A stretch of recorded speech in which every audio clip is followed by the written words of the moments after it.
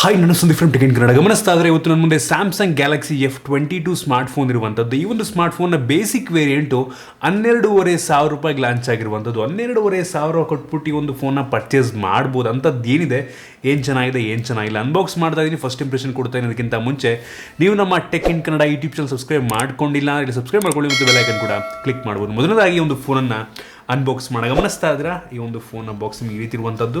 ತುಂಬ ಕಡಿಮೆ ಕ್ವಾಲಿಟಿಯ ಬಾಕ್ಸ್ ಇದಾಗಿದೆ. ಬೆಲೆ ಕಡಿಮೆ ಮಾಡೋದಕ್ಕೆ ಎಷ್ಟು ಕಡಿಮೆ ಕ್ವಾಲಿಟಿಯ ಬಾಕ್ಸನ್ನು ಹಾಕೋರೆ ಅನಿಸುತ್ತೆ. ಈ ಒಂದು ಬಾಕ್ಸನ್ನು ಓಪನ್ ಮಾಡಿದ ತಕ್ಷಣ ಇದ್ರ ಮೇಲ್ಗಡೆ ಇನ್ನೊಂದು ಸಣ್ಣ ಬಾಕ್ಸ್ ಸಿಗ್ತಿರುವಂಥದ್ದು. ಅದರಲ್ಲಿ ನಿಮಗೆ ಸಿಮ್ ಎಜೆಕ್ಷನ್ ಪಿನ್ ಸಿಗ್ತಾ ಇದೆ ಮತ್ತು ಅದರೊಳಗಡೆ user manual, quick start guide ಮತ್ತು ವಾರಂಟಿ ಕಾರ್ಡ್ ಸಿಗ್ತಾ ಇರುವಂಥದ್ದು. ಯಾವುದೇ ಬ್ಯಾಕ್ ಕವರ್ ಈ ಒಂದು ಬಾಕ್ಸ್ ಒಳಗೆ ನೀಡ್ತಾ ಇಲ್ಲ ಅಂತ ಗೊತ್ತಾಗ್ತದೆ ನಮಗೆ. ಒಂದು ಬೇಜಾರಾಗುವಂಥ ವಿಷಯ. ಅದನ್ನು ಬಿಟ್ಟರೆ ಡೈರೆಕ್ಟಾಗಿ ನಿಮಗೆ ಒಂದು ಫೋನ್ ನೋಡೋ ಸಿಗ್ತಾ ಇದೆ. ಒಂದು ಲೆವೆಲಿಗೆ ವೇಟ್ ಇದೆ, ಒಂದು ಲೆವೆಲಿಗೆ ಓಕೆ ಬಿಲ್ಡ್ ಕ್ವಾಲಿಟಿ ಅಂತ ಅನ್ನಿಸ್ತಾ ಇದ್ರ ಬಗ್ಗೆ ಆಮೇಲೆ ಮಾತನಾಡೋಣ. ಇದನ್ನು ಬಿಟ್ಟರೆ ಈ ಒಂದು ಬಾಕ್ಸ್ನ ಕೆಳಗಡೆ ನಿಮಗೆ 15 ವ್ಯಾಟ್ನ ಒಂದು ಚಾರ್ಜಿಂಗ್ ಅಡಾಪ್ಟರ್ ಸಿಗ್ತಾ ಇರುವಂಥದ್ದು. ಇದನ್ನು ಫಾಸ್ಟ್ ಚಾರ್ಜಿಂಗ್ ಅನ್ನಂಗಿಲ್ಲ. ಈಗ ರೀಸೆಂಟ್ ಡೇಸಲ್ಲಿ ಇದೇ ಪ್ರೈಸ್ ರೇಂಜಿಗೆ 20-25 ವ್ಯಾಟ್ ತನಕ, 30 ವ್ಯಾಟ್ ತನಕ ಕೂಡ ಚಾರ್ಜ್ಗಳು ಸಿಗ್ತವೆ. ಸೊ 15 ವ್ಯಾಟ್ ಓಕೆ ಅಂತೀನಿ. ಮತ್ತು ಬಾಕ್ಸ್ ಒಳಗೆ ನಿಮಗೆ USB Type-C ಡಾಟಾ ಕೇಬಲ್ ಸಿಗ್ತಾ ಇರುವಂಥದ್ದು. Type-A ಇಂದ Type-C. ಇದು ಕೂಡ ಒಂದು ಒಳ್ಳೆ ಕ್ವಾಲಿಟಿಯ ಕೇಬಲ್ ಇದಾಗಿರುವಂಥದ್ದು. ಇನ್ನು ಡೈರೆಕ್ಟಾಗಿ ಒಂದು ಫೋನು ಆಗಿಡ್ದಂಗೆ ವೆಯ್ಟ್ ಇದೆ, ಒಂದು ಲೆವೆಲಿಗೆ ಪರವಾಗಿಲ್ಲ ಬಿಲ್ಡ್ ಕ್ವಾಲಿಟಿ ಅಂತೀನಿ. ಇನ್ನು ಗಮನಿಸ್ತಾ ಇದ್ರೆ ಈ ಒಂದು ಬಾಕ್ಸ್ ಒಳಗಿರುವಂಥ ಕಂಪ್ಲೀಟ್ ಎಕ್ಸಸೈಸ್ಗಳನ್ನು. ಮೊದಲದಾಗಿ ಈ ಒಂದು ಫೋನ್ನ ಡಿಸೈನ್ ಬಗ್ಗೆ ಮಾತನಾಡಬೇಕಂತ ಅಂದರೆ ಫ್ರಂಟಿಂದ ನಿಮಗೆ ಟಿಯರ್ ಡ್ರಾಪ್ ನಾಚ್ ಸಿಗ್ತಾ ಇರುವಂಥದ್ದು. ಆಲ್ಮೋಸ್ಟ್ ಬೆಸಲ್ ಎಲ್ಲ ತುಂಬ ಕಡಿಮೆ ಇದೆ. ಬಾಟಮಲ್ಲಿ ಸ್ವಲ್ಪ ಬೆಸಲ್ ಜಾಸ್ತಿ ಅಂತ ಅನ್ನಿಸ್ತು. ಫ್ರಂಟಲ್ಲಿ ಇರುವಂಥದ್ದು ಗ್ಲಾಸು ನಿಮಗೆ ಸೊ ಅಷ್ಟು ಈಸಿಯಾಗಿ ಸ್ಕ್ರ್ಯಾಚ್ ಆಗಲ್ಲ ಮತ್ತು ಯಾವುದೇ ಸ್ಕ್ರೀನ್ ಗಾರ್ಡನ್ನು ಕೂಡ ಮುಂದ್ಗಡೆ ಹಾಕಿಲ್ಲ. ಇನ್ನೊಂದು ಬೇಜಾರಾಗುವಂಥ ವಿಷಯ. ಸೊ ನೀವೇ ಸ್ಕ್ರೀನ್ ಗಾರ್ಡ್ ಹಾಕೊಬೇಕಾಗುತ್ತೆ. ಫ್ರಂಟ್ ಒಂದು ಲೆವೆಲಿಗೆ ಪರವಾಗಿಲ್ಲ ಅಂತೀನಿ, ಚೆನ್ನಾಗಿದೆ. ಇನ್ನು ಹಿಂದಕ್ಕೆ ಬಂತು ಅಂತ ಅಂದರೆ ಒಂದು ಪ್ಲಾಸ್ಟಿಕ್ ಬ್ಯಾಕ್ ಆಗಿರುವಂಥದ್ದು. ಮ್ಯಾಟ್ ಫಿನಿಷನ್ನು ಹೊಂದಿರುವಂಥ ಪ್ಲಾಸ್ಟಿಕ್ ಬ್ಯಾಕು. ಒಂದು ರೀತಿ ಡಿಫ್ರೆಂಟ್ ಗ್ರೇಡಿಯಂಟ್ ಲುಕ್ ಸಿಗುತ್ತೆ ನಿಮಗೆ. ಒಂದು ರೀತಿ ಗ್ರಿಪ್ ಚೆನ್ನಾಗಿ ಸಿಗುತ್ತೆ ಕೈಗೆ. ಸೊ ಮತ್ತು ಸ್ಮಡ್ಜಸ್ ಕೂಡ ಆಗಲ್ಲ. ಸೊ ಪರವಾಗಿಲ್ಲ ಅಂತೀನಿ. ಹಿಂದ್ಗಡೆ ನಿಮಗೆ ಕ್ವಾಡ್ ಕ್ಯಾಮ್ರಾ ಸೆಟಪ್ ಸಿಗ್ತಾ ಇರುವಂಥದ್ದು ಮತ್ತು ಒಂದು ಸಿಂಗಲ್ LED ಫ್ಲ್ಯಾಶ್ ಇದೆ. ಹಿಂದ್ಗಡೆ ಯಾವುದೇ ಫಿಂಗರ್ ಪ್ರಿಂಟ್ ಸೆನ್ಸರ್ ಸಿಗ್ತಾಯಿಲ್ಲ. ಸೊ ನಮಗೆ ಗೊತ್ತಾಗ್ತಿರುವಂಥದ್ದು ಈ ಒಂದು ಫೋನಲ್ಲಿ side mounted fingerprint sensor ಇದೆ ಅಂತ. ಸೊ ಒಂದು ಒಳ್ಳೆ ವಿಷಯ ಸೈಡಲ್ಲಿ ಇರುವಂಥದ್ದು. ಇನ್ನು ಈ ಒಂದು ಫೋನ್ ನಿಮಗೆ USB Type-C ಪೋರ್ಟ್ ಸಿಗ್ತದೆ. 3.5 ಹೆಡ್ಫೋನ್ ಜಾಕ್ಸ್ ಇರುವಂಥದ್ದು ಮತ್ತು ಡೆಡಿಕೇಟೆಡ್ SD ಕಾರ್ಡ್ ಸ್ಲಾಟ್ ಕೂಡ ಇದೆ. ಸೊ ಓವರಾಲ್ ಡಿಸೈನ್ ಮತ್ತು ಬಿಲ್ಡ್ ಕ್ವಾಲಿಟಿ ಈ ಒಂದು ಪ್ರೈಸ್ ರೇಂಜ್ಗೆ ಓಕೆ ಅಂತೀನಿ. ಇಂಪ್ರೆಸಿವ್ ಅಂತ ಅನ್ನಲ್ಲ, ಇದಕ್ಕಿಂತ ಒಳ್ಳೆ ಬಿಲ್ಡನ್ನು ನೋಡಿದ್ದೀನಿ. ಸ್ವಲ್ಪ ವೆಯ್ಟ್ ಇದೆ ಹೌದು, ಬಿಲ್ಡ್ ಕ್ವಾಲಿಟಿಗೆ ಓಕೆ ಅಂತೀನಿ. ಒಂದು ಪ್ರೈಸ್ ರೇಂಜ್ಗೆ ಪರವಾಗಿಲ್ಲ, ಅವರು ಸುಮಾರಾಗಿದೆ. ಇನ್ನು ಡಿಸ್ಪ್ಲೇ ಬಗ್ಗೆ ಮಾತನಾಡಬೇಕಂತಂದರೆ ಒಂದು ಫೋನಲ್ಲಿ 6.4 ಇಂಚಿನ HD+ ರೆಸೊಲ್ಯೂಷನ್ ಹೊಂದಿರುವಂಥ ಅಮೋಲೆಡ್ ಡಿಸ್ಪ್ಲೇ ಇರುವಂಥದ್ದು. HD+ ಹೌದು ಸ್ವಲ್ಪ ಕಡಿಮೆ ಆಯಿತು ಒಂದು ಪ್ರೈಸ್ ರೇಂಜಿಗೆ. ಆದರೆ ಪ್ಲಸ್ ಪಾಯಿಂಟ್ ಏನಪ್ಪ ಅಂತ ಅಂದರೆ ಈ ಒಂದು ಪ್ರೈಸ್ ರೇಂಜಿಗೆ ಸೂಪರ್ ಅಮೋಲೆಡ್ ಡಿಸ್ಪ್ಲೇ ಕೊಡ್ತಾ ಇದ್ದಾರೆ ಮತ್ತು 90 ಹರ್ಟ್ಸ್ನ ರಿಫ್ರೆಶ್ ರೇಟ್ ಸಿಗ್ತಾ ಇರುವಂಥದ್ದು. ನಿಮಗೆ ಈ ಒಂದು ಪ್ರೈಸ್ ರೇಂಜ್ಗೆ ಬೇರೆ ಯಾವ ಫೋನು ಕೂಡ ಅಮೋಲೆಡ್ ಡಿಸ್ಪ್ಲೇ ಮತ್ತು 90 ಹರ್ಟ್ಸ್ನ ರಿಫ್ರೆಶ್ ರೇಟನ್ನು ನೀಡ್ತಾ ಇಲ್ಲ. ಸೊ ಸದ್ಯಕ್ಕಂತೂ ಇದೊಂದೇ ಫೋನ್ ನಿಮಗೆ ಚೀಪೆಸ್ಟ್ ಸಿಗ್ತಾ ಇರುವಂಥದ್ದು. ಒಂದು ಬೇಜಾರಾಗುವಂಥ ವಿಷಯ ಆಗಲಿ ಹೇಳ್ದಂಗೆ ಸ್ವಲ್ಪ ರೆಸೊಲ್ಯೂಷನ್ ಜಾಸ್ತಿ ಇರಬೇಕಾಗಿತ್ತು. ಫುಲ್ HD ಇಡ್ಬೋದಾಗಿತ್ತು ಅಂತ ನನಗೆ ಅನಿಸುತ್ತೆ. ಸೊ ಪ್ರೈಸ್ ಕಟ್ ಮಾಡೋದಕ್ಕೆಲ್ಲೂ ಕೂಡ ಕೆಲವೊಂದು ಕಾಂಪ್ರಮೈಸ್ ಮಾಡಿದ್ದಾರೆ ಮತ್ತು ಬ್ರೈಟ್ನೆಸ್ ಕೂಡ ಅಷ್ಟೇ ತುಂಬ ಚೆನ್ನಾಗಿದೆ ಅಂತ ಅನ್ನಿಸ್ತು. ಬಿಸಿಲಿಗೆ ಹೋದ್ರಿಂದ ಕೂಡ ತುಂಬ ಬ್ರೈಟಾಗಿ ಕಾಣುತ್ತೆ. ಸುಮಾರು 600 ನಿಟ್ಸ್ನ ಪೀಕ್ ಬ್ರೈಟ್ನೆಸ್ಸನ್ನು ಈ ಒಂದು ಡಿಸ್ಪ್ಲೇ ಹೊಂದಿರುವಂಥದ್ದು. ಡಿಸ್ಪ್ಲೇ ನನಗೆ ಒಂದು ಲೆವೆಲಿಗೆ ಪ್ರತಿಯೊಂದು ಇಷ್ಟ ಆಯಿತು. ರೆಸೊಲ್ಯೂಷನ್ ಸ್ವಲ್ಪ ಜಾಸ್ತಿ ಇರಬೇಕಾಗಿತ್ತು. ಇನ್ನು ವೇರಿಯಂಟ್ಗಳ ಬಗ್ಗೆ ಮಾತನಾಡಬೇಕಂತಂದರೆ ಸದ್ಯಕ್ಕೆ ಈ ಒಂದು ಫೋನ್ 2 ವೇರಿಯಂಟಲ್ಲಿ ಲಾಂಚ್ ಆಗ್ತಿರುವಂಥದ್ದು. ಒಂದು 4 GB RAM ಮತ್ತು 64 GB ಸ್ಟೋರೇಜು ಮತ್ತು ಇನ್ನೊಂದು 6 GB RAM ಮತ್ತು 128 GB ಸ್ಟೋರೇಜು ಆಗಿಡ್ದಂಗೆ ಬೇಸಿಕ್ ವೇರಿಯಂಟು. 12,500 ಲಾಂಚ್ ಆಗ್ತಿರುವಂಥದ್ದು. ಈ ಟೈಮಲ್ಲಿ ಏನೋ ಆಫರ್ ನಡೀತದೆ. ಆ ಟೈಮಲ್ಲಿ ನೀವು ₹1,000 ಆಫ್ ಆಗುತ್ತೆ. ಸೊ ಸ್ಯಾಮ್ಸಂಗ್ ಫ್ಯಾನ್ ಇದ್ರೆ ನೋಡ್ಬೋದು, ತೊಗೊಳ್ಳೋರು ಇದ್ದರೆ. ಈ ಒಂದು ಫೋನ್ಲಿರುವಂಥ ರ್ಯಾಮ್ LPDDR4X ರ್ಯಾಮ್ ಆದರೆ ಸ್ಟೋರೇಜ್ ಬಂದ್ಬಿಟ್ಟು eMMC ಸ್ಟೋರೇಜ್ ಆಯಿತಾ. ಸೊ ಅದು ಕೂಡ ಒಂದು ಲೆವೆಲಿಗೆ ಬೇಜಾರಾಗುವಂಥ ವಿಷಯ. ಇತ್ತೀಚಿನ ದಿನಗಳಲ್ಲಿ ಈ ಒಂದು ಪ್ರೈಸ್ ರೇಂಜಲ್ಲಿ ನಿಮಗೆ UFS ಸ್ಟೋರೇಜ್ ಸಿಗುತ್ತೆ. ಸೊ ಇವರು ಕೂಡ ನೀಡ್ಬೋದಾಗಿತ್ತು ಅಂತ ಅನ್ನಿಸ್ತಾ ಇರುವಂಥದ್ದು. So okay. ಇನ್ನು ಪ್ರೋಸರ್ ಬಗ್ಗೆ ಮಾತನಾಡಬೇಕಂತ ಅಂದರೆ ಒಂದು ಫೋನಲ್ಲಿ MediaTek ಇಂದು Helio G80 ಪ್ರೋಸರ್ ಇರುವಂಥದ್ದು. ಇದೊಂದು ಲೋಯರ್ ಮಿಡ್ ಎಂಡ್ ಪ್ರೋಸರ್ ಅಂತ ಹೇಳ್ಬೋದು. ಅಂಥದ್ದು ಬೆಂಚ್ ಮಾರ್ಕ್ ನಾನು ಚೆಕ್ ಮಾಡಿದಂಗೆ ಸುಮಾರು 2 ಲಕ್ಷ ರೇಟಿಂಗ್ ನೀಡ್ತಾ ಇರುವಂಥದ್ದು ಆಯಿತಾ. ಸೊ ಈ ಪ್ರೈಸ್ ರೇಂಜಿಗೆ ಇದಕ್ಕಿಂತ ಒಳ್ಳೆ ಪ್ರೋಸರು ಸಿಗುತ್ತೆ.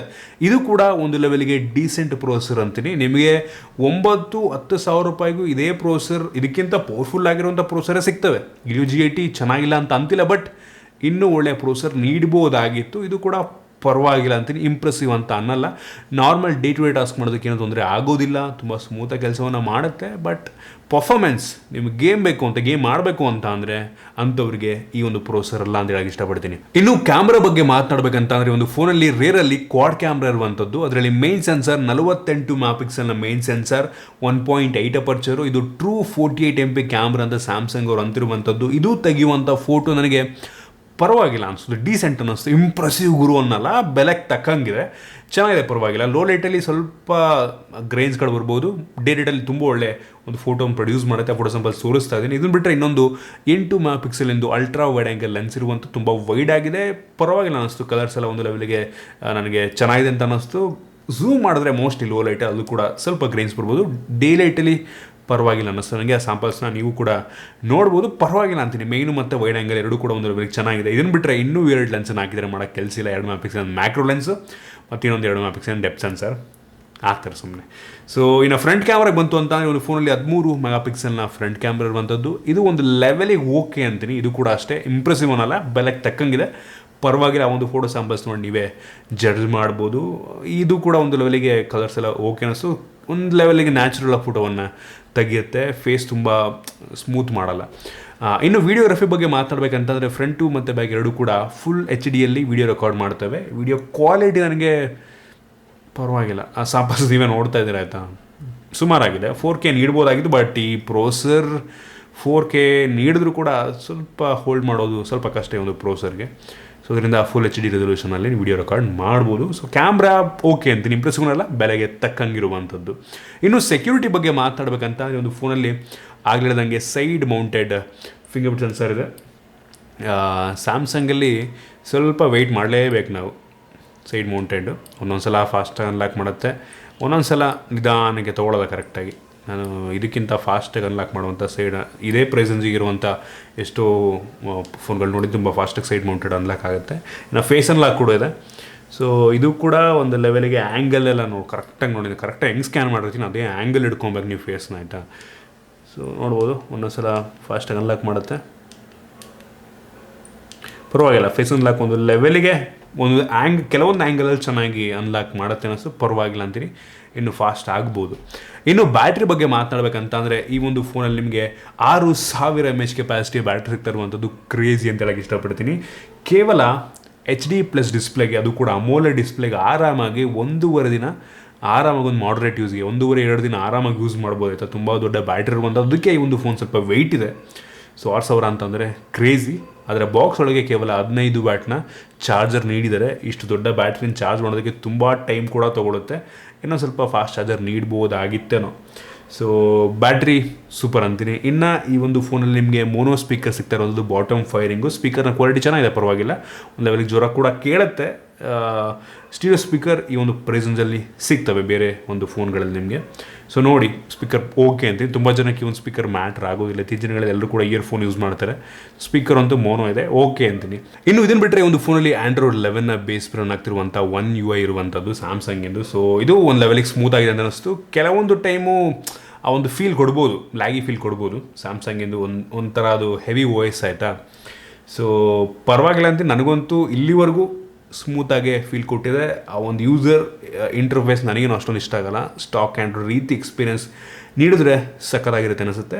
One UI ಓಕೆ ಅಂತೀನಿ, ಅದಕ್ಕೆ ಒಂದು ಅರ್ಧ ಮಾರ್ಕ್ಸ್ ಕೊಡ್ಬೋದು ಅನ್ನಬೇಕಾದ್ರೆ. ಇದನ್ನು ಬಿಟ್ಟರೆ ಆಲ್ಮೋಸ್ಟ್ ಎಲ್ಲ ಬೇಸಿಕ್ ಸೆನ್ಸರ್ಸ್ಗಳನ್ನ ಈ ಒಂದು ಫೋನಲ್ಲಿ ಹಾಕಿದ್ದಾರೆ. ಸೊ ಅದೆಲ್ಲ ಇದ್ದೇ ಇದೆ. ಇನ್ನು ಡ್ಯುಯಲ್ ಬ್ಯಾಂಡ್ ವೈಫೈ ಕೂಡ ಸಪೋರ್ಟ್ ಮಾಡುತ್ತೆ. ಸೊ ಎಷ್ಟು ಈ ಒಂದು ಫೋನ್ನ ಮೈನ್ ಫೀಚರ್ಸ್. ಮತ್ತು ಇದರಲ್ಲಿ ಕ್ಯಾರಿಯರ್ ಅಗ್ರಿಗೇಷನ್ ಇಲ್ಲ ಆಯಿತಾ, ಅದೊಂದು ತಲೆಯಿಟ್ಕೊಳ್ಳಿ. ಕ್ಯಾರಿಯರ್ ಅಗ್ರಿಗೇಷನ್ ಈ ಒಂದು ಫೋನಲ್ಲಿ ಇಲ್ಲ. ಸೊ ಫ್ಯೂಚರಲ್ಲಿ ಆಲ್ಮೋಸ್ಟ್ ಎಲ್ಲ ಫೋನಲ್ಲೂ ಕೂಡ, ಕಡಿಮೆ ದುಡ್ಡಿನ ಫೋನಲ್ಲೂ ಕೂಡ ಈ ಒಂದು ಕ್ಯಾರಿಯರ್ ಅಗ್ರಿಗೇಷನ್ ಇರುತ್ತೆ. ಇಡ್ಬೋದಾಗಿತ್ತು ಅಂತ ಅನ್ಕೋತೀನಿ ನಾನು. ಸೊ ಇದಿಷ್ಟು ಈ ಒಂದು ಫೋನ್ ಬಗ್ಗೆ. ನೀವಾದರೆ ಕೇಳ್ತಾ ಇದ್ದೀರಾ ಅಂತಂದರೆ ಈ ಒಂದು ಫೋನನ್ನು 12,500 ಅಥವಾ 11,500 ರೇಂಜಲ್ಲಿ ಪರ್ಚೇಸ್ ಮಾಡ್ಬೋದಾ ಅಂತಂದರೆ ನಿಮಗೆ ಈ ಪ್ರೈಸಿಗಿಂತ ಒಳ್ಳೆಯ ಫೋನ್ಗಳು ಆರಾಮಾಗಿ ಸಿಗುತ್ತೆ. ನಿಮ್ಮ ಪ್ರಿಫರೆನ್ಸನ್ನು ನೀವು ತಲೆಯಿಡ್ಕೊಂಡು ನೀವು ಈ ಒಂದು ಫೋನನ್ನು ಚೂಸ್ ಮಾಡ್ಬೋದು. ಬೇಕಾದರೆ ನಿಮ್ಮ ಮೀಡಿಯಾ ಕನ್ಸಂಪ್ಷನ್ಗೆ ಅಮೋಲೆಡ್ ಡಿಸ್ಪ್ಲೇ ಬೇಕು ಅಂತಂದರೆ, ದೊಡ್ಡ ಬ್ಯಾಟ್ರಿ ಬೇಕು ಅಂತ ಅಂದರೆ ಈ ಒಂದು ಫೋನ್ ಒಂದು ಆಪ್ಷನ್ ಇಟ್ಕೊಬೋದು. ಕ್ಯಾಮ್ರಾ ಚೆನ್ನಾಗಿದೆ, ಪ್ರೊಸೆಸರ್ ಒಂದು ಲೆವೆಲಿಗೆ ಓಕೆ, ಇನ್ನೂ ಒಳ್ಳೆ ಪ್ರೊಸೆಸರ್ ಹಾಕ್ಬೋದಾಗಿತ್ತು. ಓಕೆ ಅಂತೀನಿ. ಒಂದು ಫೋನ್ ಸ್ಯಾಮ್ಸಂಗ್ ಬ್ರ್ಯಾಂಡ್ ಬೇಕು ಅಂದರೆ ಚೂಸ್ ಮಾಡಿ. ಬಟ್ ಪರ್ಸನ್ ನನ್ನ ಒಪಿನಿಯನ್ನು ಸೊ ಇದಕ್ಕಿಂತ ಒಳ್ಳೆಯ ಫೋನ್ಗಳು ನಿಮಗೆ ಇದೇ ಪ್ರೈಸಂಜಿಗೆ ಸಿಗ್ತವೆ ಅಂತ ನನಗಂತೂ ಅನ್ನಿಸ್ತಾ ಇರ್ಬೋದು. ಇದಿಷ್ಟು ಈ ಒಂದು ಫೋನ್ ಬಗ್ಗೆ ನಾನು ಆನೆಸ್ಟ್ ಒಪಿನಿಯನು. ನಿಮಗೆ ಇದ್ರ ಬಗ್ಗೆ ಏನಿಸುತ್ತೆ ಕೆಳಗಡೆ ಕಾಮೆಂಟ್ ತಿಳಿಸ್ಬೋದು. ಇಷ್ಟ ದಯವಿಟ್ಟು ಲೈಕ್ ಮಾಡಿ, ಶೇರ್ ಮಾಡಿ. ಈ ರೀತಿ ನಮ್ಮ ಬೇರೆ ಬೇರೆ ವಿಡಿಯೋಗಳು ನಮ್ಮ tech in Kannada YouTube subscribe ಮಾಡ್ಕೊಂಡಿಲ್ಲ ಅಂದರೆ ಇಲ್ಲ ಸಬ್ಸ್ಕ್ರೈಬ್ ಮಾಡ್ಕೊಳ್ಳಿ, ಒಂದು ಬೆಲ್ ಐಕನ್ ಕೂಡ ಕ್ಲಿಕ್ ಮಾಡ್ಬೋದು. ಸಿಗೋಣ ಇಲ್ಲಿ.